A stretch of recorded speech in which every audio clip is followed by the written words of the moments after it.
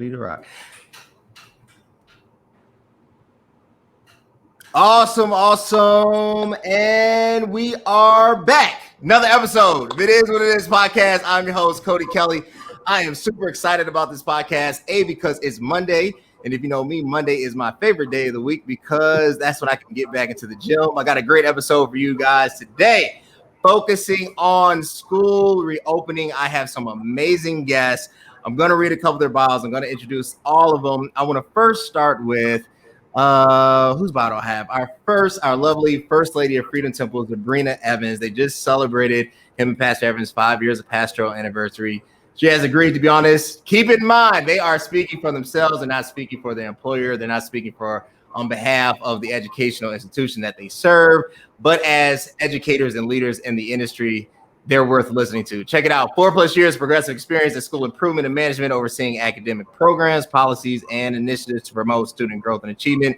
10+ years of alternative education experience, well-versed in program requirements and compliance, led and managed strategic supports for school improvement, highly experienced in developing multi-tier systems for support and strategic implementation to increase school and student performance, well-versed in contractual and legal obligations related to academic performance and the production of academic accountability reports, relationship management skills across a variety of stakeholders, serving really in a leadership role without naming it, deep in CPS. I'm super excited about having Zabrina Evans on the show. And then my next guest who sent me their bio, Desmond Goodlow. Desmond Goodlow is a proud double. He's a double, not just a single alumni at Howard University, where he received his bachelor's in elementary education in 2015. He has conferred his master's in educational leadership this spring, or it is over, so he just got it. Desmond is now teaching fellow for Uncommon Schools Public Charter School in Brooklyn, New York. He's received his license to be a principal through the District of Columbia. He's also a proud member of the Kappa Delta Pi, which is an honor society for education. Desmond Goodlow is entering into his 6th year of teaching. He was the first grade and leads math teacher and reading interventionist for 1st through 3rd grade. He works at the DC Scholars Public Charter School, where he is the 2nd grade team lead and ELA lead teacher. He is inspired to go back to school next fall to pursue his doctorate. You hear it first and loud, his doctorate in education, focusing on educational leadership and curriculum and instruction. His end goal is to be superintendent and teach on a collegiate level. He believes that all children can learn and lives by the quote, "Your zip code should not determine your education." Then I have me Dr. Darylyn Harris. She has her doctorate in education, has been a principal for over 20 years. She has led many initiatives in the non-for-profit and for-profit sector. I don't have her bio, but I know her personally. She is somebody. She is a leader in the educational realm and serves in a leadership capacity in the Chicagoland area. Then I have Tavares Kennedy, also a leader in the academic field as well, served through CPS. I'm super excited to have all of you on tonight. How's everyone doing? Good. Doing all right. Wonderful. Thanks for having us. Cool. Look, first question, I'm pitching it to you, Zabrina Evans, and then Dr. Harris, you can follow up. How has COVID-19 affected education? That is a huge question. And before I say that, just want to give kudos to Desmond Goodlow. It's truly important to have more Black men in education. And I am behind you 110%, rooting for you. You will become a superintendent. And just let me know how I can support you. I will fly to DC, wherever you are. Thank you, lady. No problem. But COVID has impacted education in so many ways. That's a big question. And I just think that it has brought a lot of educators together, a lot of funders together, where we are strategically thinking how to best serve students in this environment. It most definitely has its challenges with students having technology, with students having internet access. But I would say that it's having everyone to start at the same point of looking at how can we be impactful still in this unknown environment. So it's impacted. It's going to impact funding because, a lot of people were laid off, dealing with income taxes, how schools are funded based upon neighborhoods, and a lot of things like the riots. All of those things also will have an impact on this COVID situation. but it has impacted a lot. It has impacted students mentally. It has impacted teachers mentally. Educational reform, just students overall. So, I feel that other, individuals on this call can help, put some meat to that. But from my standpoint, it has impacted from, A to Z. Awesome. Dr. Harris, I was looking, you shared with me some of the stats earlier about CPS. 400,000 students you mentioned, over 600 schools. Mayor Lightfoot, who is becoming a fan of mine, not a fan of mine, but I'm a fan of hers. Hopefully she becomes a fan of mine. That'd be pretty cool.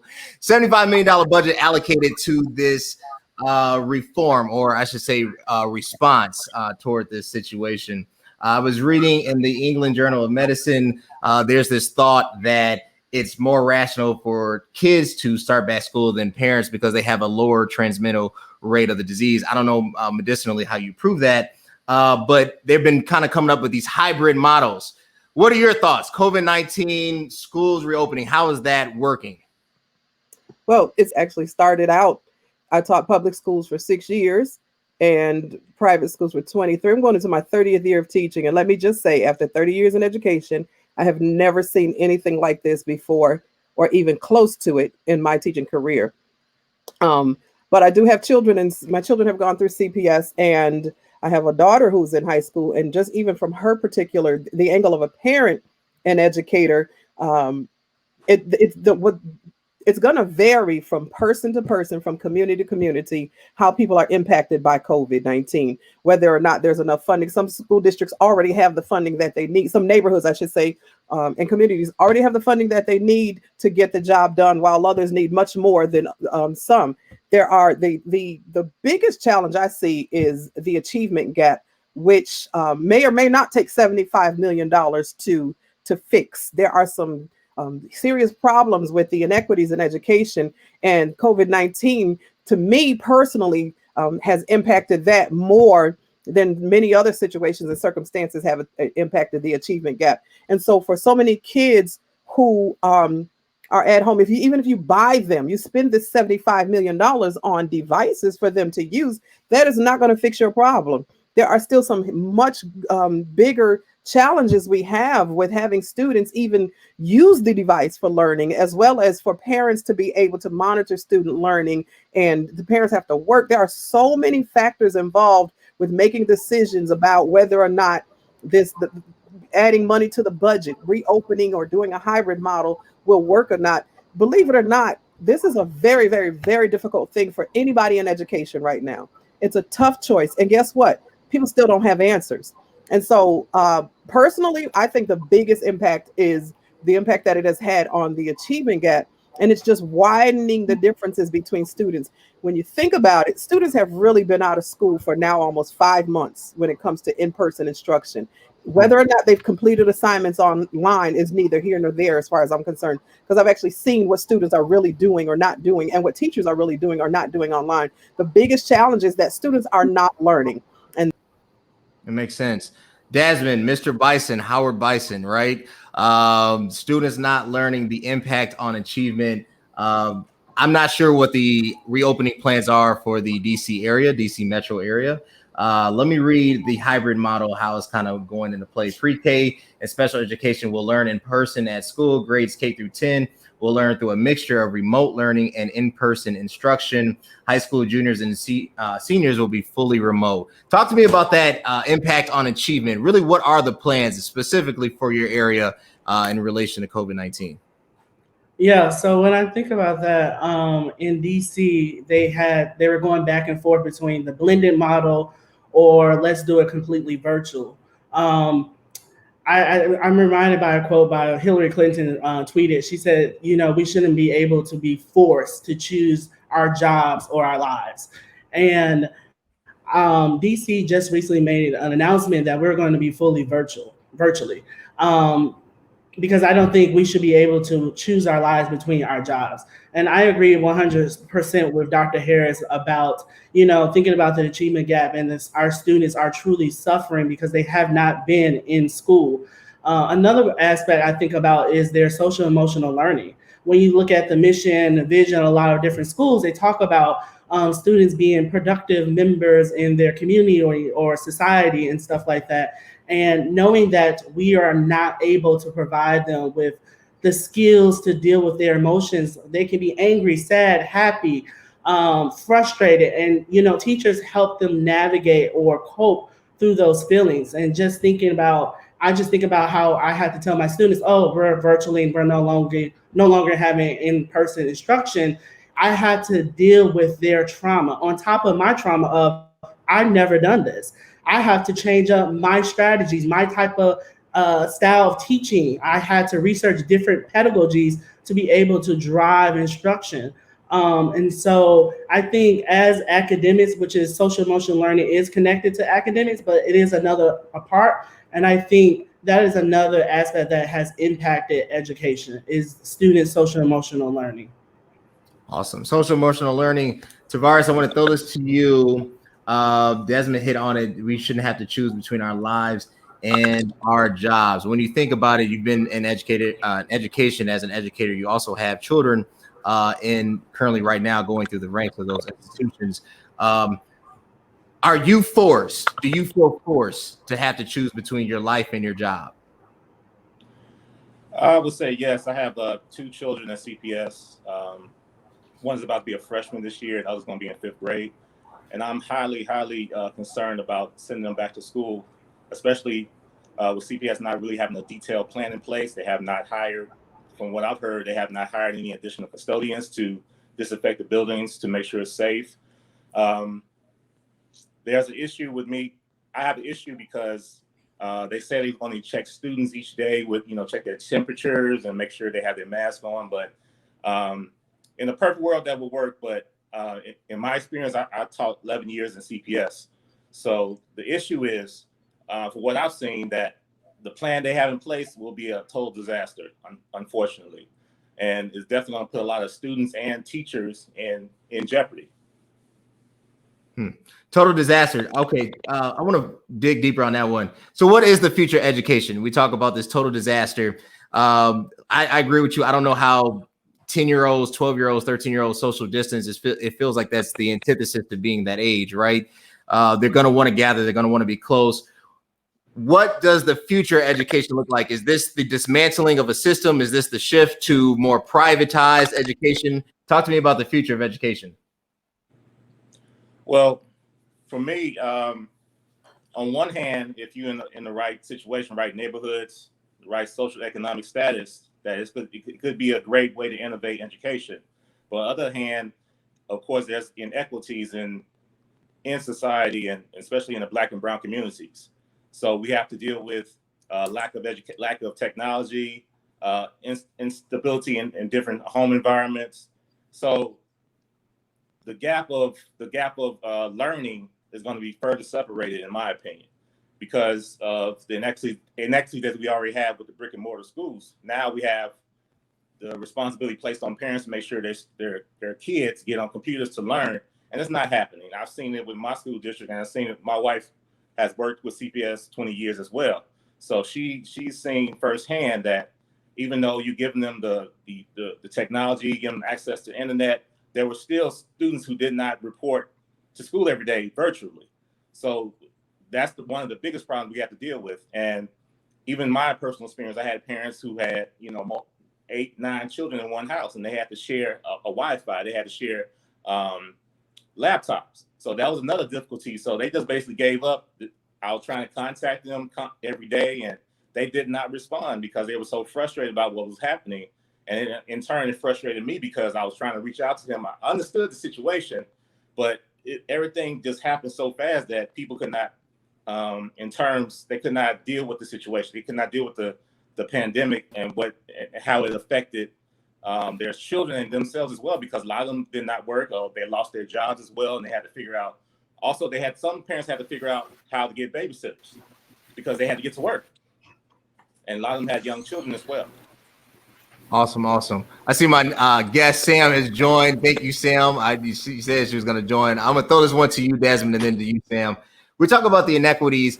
If I was in grade school again, if I was school age, right, growing up in Orland Park, this would be like a gift from Santa, right? I had DSL back when people had dial-up, right? It wasn't an issue of resources. I now wouldn't have to be actually physically there, so I could do everything pretty much in my PJs. But that's not the case for all. It seems like this is deliberately done and is widening that gap. Talk to me, Desmond, and then you, Sam, about those widening of inequities. I talk. Okay, so it just pretty much piggyback what Kenny said about just the big technology gap that a lot of students and a lot of families experience of not having resources or don't know how to really navigate through a laptop, or a lot of people are connected onto one Wi-Fi. I'm so glad he brought up attendance. Schools already struggle a lot for kids just to come to school for so many reasons. And now you're forcing them to now, log onto a computer. I think about, I teach second grade. And so it's very hard for them to do this independently. I think about going back to the gaps that they're going to experience. A lot of times when I'm grading their work or asking them questions on Zoom, I hear their parents in the background whispering the answer, or I cannot fully see if they truly understand what I'm teaching. I remember in a professional development, they said, how do you give meaningful or purposeful feedback? And again, it's like, how do I give that when my kids have parents that are doing the work for them? I cannot see, okay, let me pivot here. Let me do an intervention here. Let me pull out a small group here. And so this is going to truly hurt, especially Black and brown kids, and not be able to, progress or compete or do anything of that nature. Sam, this is going to truly hurt Black and brown kids. Talk to me about that reality. There is a pending case right now in Michigan. Young lady was not attending class, a young Black lady. She was arrested. First of all, I don't even know you could be arrested for not attending school. But we talk about furthering the hurt of the Black and brown community. Talk to me about that with this kind of, I would say, hodgepodge makeup of a plan to reopen. First, I am familiar with the case that you were talking about, and I think that when we talk about criminalization of students, that's a major issue for Black and brown students. They are not dealt with in the same ways that predominantly majority white peers are dealt with. They get harsher punishments. Also, oftentimes the social supports, social workers, things like that, the programming for that student, it was not made all the way available.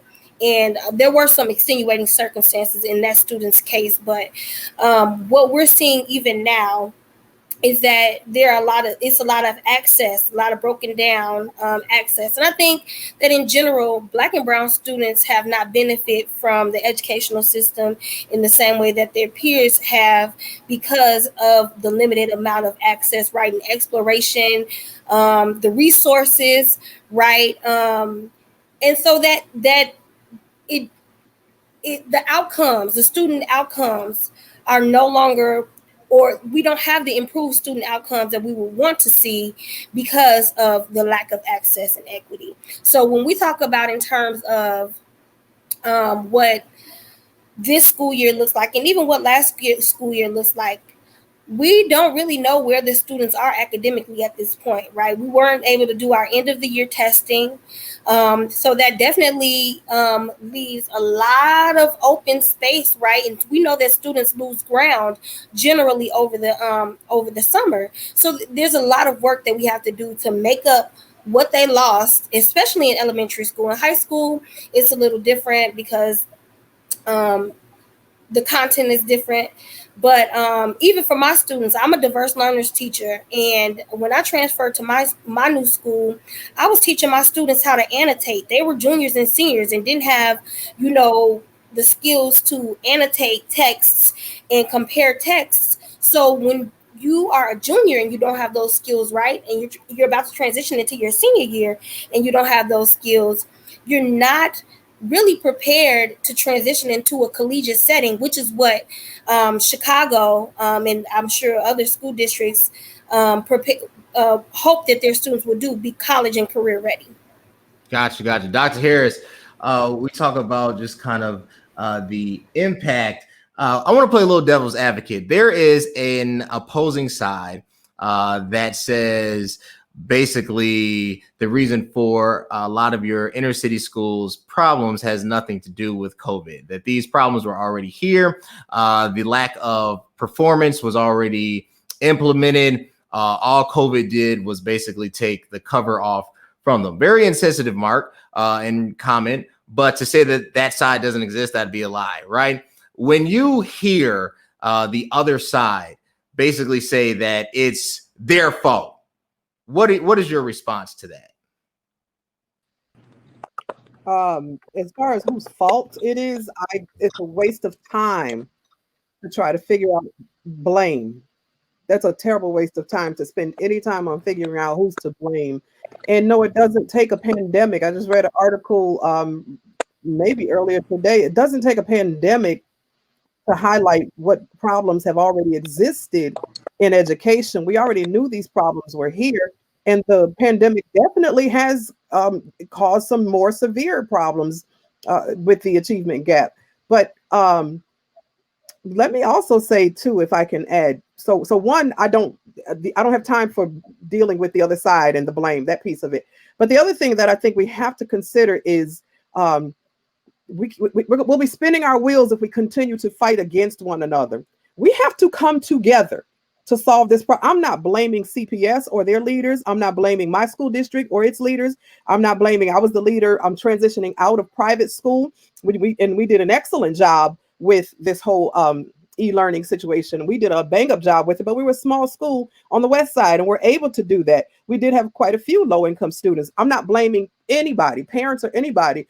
As an educator of 30 years, I do realize that we better bring our hearts and minds together in order to solve these problems that have existed for over time and that are continuing to exist today. We don't have time to fight. We don't have time to blame. We need to pull together our resources, our mindsets, and whatever it is that we have to bring our children together and our parents and our families and our communities together to use what we have. We are an intelligent people. We may not have all of the resources that we need, but we have enough capacity to do what we need to do and stop fighting about this situation. It's hard. It's difficult. Nobody has ever heard of COVID-19 or a pandemic. So it's new for all of us. Let's work together to figure it out and stop blaming. I'm not going to blame my daughter's school district, CPS, for they're not doing this and they're not doing that. I'm going to try to work with CPS as a parent to do what is necessary to get my child educated. And I just do believe also, even like I said, with my situations, we keep blaming other people. Well, these kids don't have resources. Let me tell you, my school went one-on-one, and I gave a laptop or a Chromebook to every child in my building, regardless of how much money they had or didn't have, whether they were low income or not. We had many students who just didn't work because they just didn't feel like it. So we need to deal with some bigger challenges amongst us that are not necessarily a resource thing, but it's a mindset and an ability or disability or capacity thing. We don't not work because we don't feel like it. And one of our biggest challenges as educators is dealing with the routines and disciplines and basic everyday practices that families are putting in or not putting in to help students learn. These are the kinds of things that it doesn't take $1 million to fix. It don't take $1 million to fix a routine, or it doesn't take $1 million to build a habit. So that's where I am with all of this. I'm willing to work with CPS. I choose not to go against the grain. I'm going to pray about it and trust God and really try to do whatever I can as a parent, as a principal, as a teacher, to really be able to make things work. Because if we waste time trying to blame and figure out what's wrong, our kids are going to continue to suffer in the process. Awesome. First Lady Evans, doesn't take $1 million to fix this. Shed some light on that reality. What systemically do educators face with children? We talk about the changing of bad habits. There's a school of thought that maybe suggests that, obviously it's not the educator's job. That's more of a parental function. But to say that educators don't have parental capacity or they're not influencing children would be an ignorant statement. Tell me about that reality. How do you change this? How do you build this coalition and cohesion? As you're doing that, tell me about that building this coalition. Tell me, how do we start that? You brought it up. How do we start it? Well, one of the things I've learned is that every good project needs a good leader. And I do know that when schools have great leaders, they can be great schools. And when schools have great leadership teams, and when communities have great leaders, they can be great teams. Great things can happen. As we know, I'm not even gonna go there, but in our country, great leaders make great things happen, right? So think about what would happen if we had great teams of leaders come together that trickled right on down to schools, just neighborhood schools, to just really decide how we can pull together all of the people in our community to really impact this situation. What would happen? Awesome. First Lady Evans, that great leaders coming together to really build this strategy and implement it. Who are these great leaders? How do you do that? So let's start by saying that we most definitely need to pray for those that are in leadership. That's the scripture, that's the word, right? And so, as Dr. Harris mentioned, I think it's important for us to also go into this with grace, in the sense that there's no playbook for COVID, right? And where I'm standing, you do have great leaders that are putting plans in place, pulling resources from different avenues, bargaining on legislators' door, demanding for resources for the students of Chicago. A lot of our inequities go into funding. I don't know if you all follow that, but CPS schools in Chicago are not funded equally as peers within the state of Illinois. That's a fact. So there are great leaders right now putting things in place to make sure, and this is a difficult decision in regards to, you want students in seats, right? We understand that there are going to be some educational losses from this pandemic. We understand that these losses will have an effect from this year and years to come. So there are great leaders right now making decisions, getting input from the community, from their communities, in regards to what they want this plan to look like, what they want this plan to feel like. Parents will have the option of sending their students to school or not. But I think, there's no playbook. I think educators are making the best decisions in regards to how best to support students. There are teams that are focusing on how to reopen, pertaining to social. I know Dr. Desmond Goodlow stated around trauma. There's a team within CPS that's focusing on how do we provide the resources to schools to combat the trauma that students face over this period, in addition to teachers, right? How do we best support schools with PPE? How do we best support schools with cleaning? So looking at all of the guidance that's been put forth by ISB, CPS has unpacked it, even with CDC, trying to figure out what is the best thing, what is the best play. So you most definitely will have, good thinkers, good strategic thinkers in place, but it also comes down to supporting those local level principals, right? Those local level individuals that's going to implement the plan. So that's what Dr. Harris was talking about in regards to having the best people in the building, being strategic thinkers, and really implementing what is needed to really make a difference during this time. Because again, there's no guidebook in regards to how we support schools, how we support teachers during COVID. All of these things are done with the support of God, to be honest with you, giving school leaders ideas in regards to their best professional decision on how to make a change, how to support students, how to support teachers with the funding that they have that really would make a difference for, years to come. So there's no true guidebook. And I honestly believe that leaders are making the right decisions, giving parents the say so in regards to how this plan should look for reopening in Chicago. Awesome. Look, last question. I know I promised you guys 30 minutes. I'm trying to be obedient because we have real professionals. And I see most of you guys in church, and I don't want you guys to be laying hands on me because of my disobedience. So last question, and then you can give your sign off where they can connect with you. Start with you, First Lady Evans. Yes or no? Should schools reopen?